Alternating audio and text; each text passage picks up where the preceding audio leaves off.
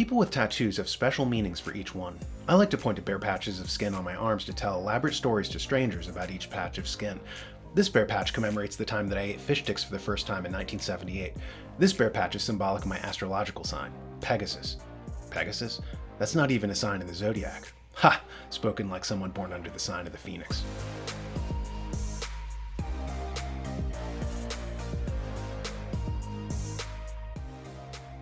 I was talking to a young woman who was thinking of going into the military. She had an on-again, off-again relationship with a young man and was talking about getting married to him because the military would give them extra money for an apartment. I asked, would the two of you be getting married without this inducement? When she returned a guilty look, I said, be careful about enacting permanent solutions for temporary problems. The military might only last a few years, but a lifetime's worth of headaches would ensue from a bad marriage. It occurred to me that on a sociological level, we all act like this.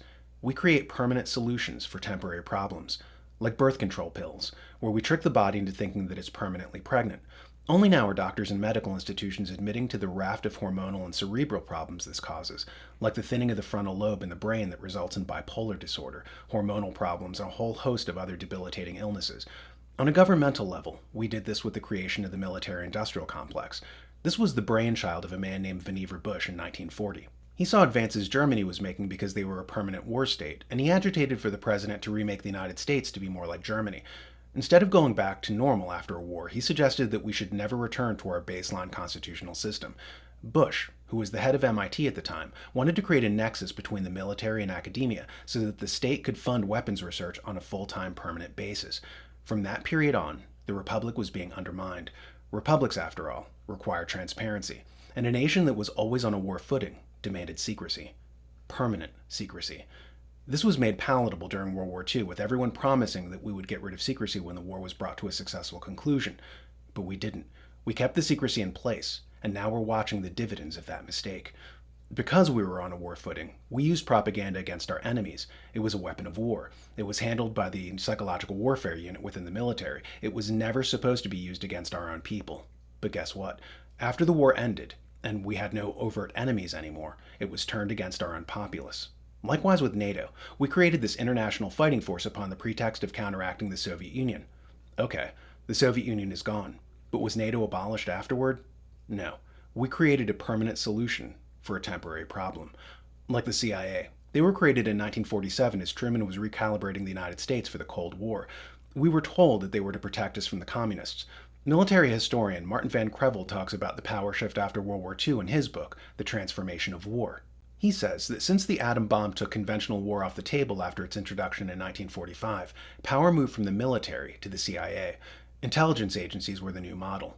To our great horror, the power shift didn't stop there. The CIA took over our media, using front companies like Capital Cities run by future CIA head William Casey, to buy up companies like Disney, which owned ABC and a host of other media outlets. So the CIA was controlling our news and entertainment. KGB defector Yuri Bezmenov warned against intelligence agencies. He said that back in the Soviet Union, a full 85% of the KGB's budget was not for counter-espionage, but for media control to manipulate their own population. The CIA is a little different. See here. I know that espionage intelligence gathering looks more romantic. It sells more deodorants through the advertising, probably. That's why your Hollywood producers are so crazy about James Bond type of thrillers. But in reality, the main emphasis of the KGB is not in the area of intelligence at all.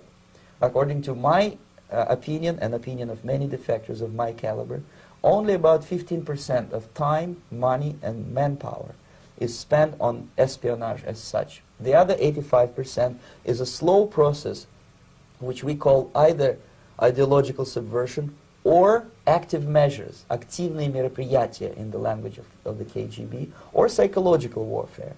So these are ministries of propaganda, masquerading as intelligence agencies. Through this method, you watched as they took over not only our press, but also our government. Former Mossad member Viktor Ostrovsky, in his book, By Way of Deception, talks about how Israel's government is run by its intelligence agency, the Mossad. He says that all other Western governments are similarly held hostage. Watch Senator Chuck Schumer talk about it here.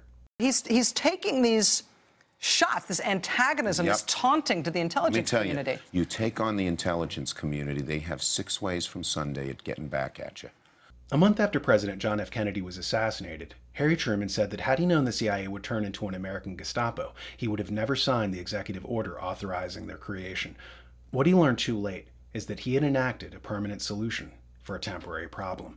World War II is long since over. The Soviet Union has long since fallen. So why do we still have the control apparatus that was allegedly put in place to combat them? Is there a time horizon for when they'll sunset out? Is there a period at which we'll return to our historical and political norms and have the transparency that a republic requires to function? I have this quote that I used in a previous video, but it always bears repeating. In a free society, people have privacy, and the government is transparent.